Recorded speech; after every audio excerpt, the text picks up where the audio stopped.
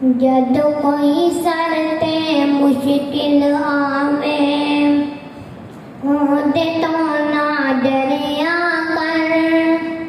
جد کوئی سر تے مشکل آوے ہوندے تو نہ ڈریا کر تینوں ایک وظیفہ دساں اللہ اللہ کریا کر تینوں ایک وظیفہ دساں اللہ اللہ کریا کر رب نوں راضی کر کے بندیا جس کم نوں ہاتھ پاویں گا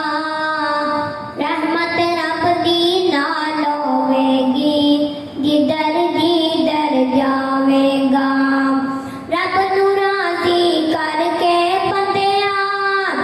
جس کم نوں ہاتھ پاویں گا رحمت رب دی نال ہوے گی جدھر جدھر جاوے گا جدھر جدھر جاوے گا اس دے در بندیا ہر دم سر اپنے نوں دھریا کر تینوں ایک وظیفہ دساں اللہ اللہ کریا کر جد کوئی سر تے مشکل آوے اودے تو نہ ڈریا کر تینوں ایک وظیفہ دساں اللہ اللہ کریا کر او خالق او مالک سب دا سب نوں رزق یتوندا اے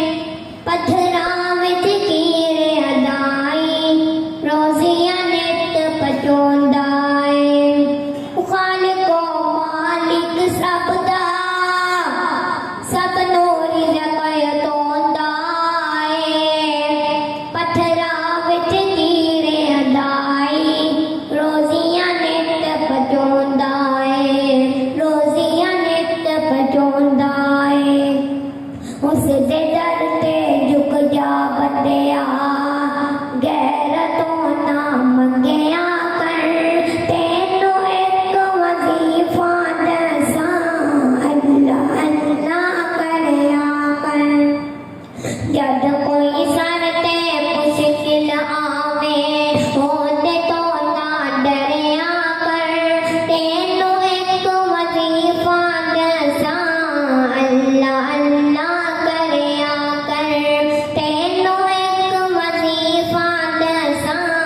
اللہ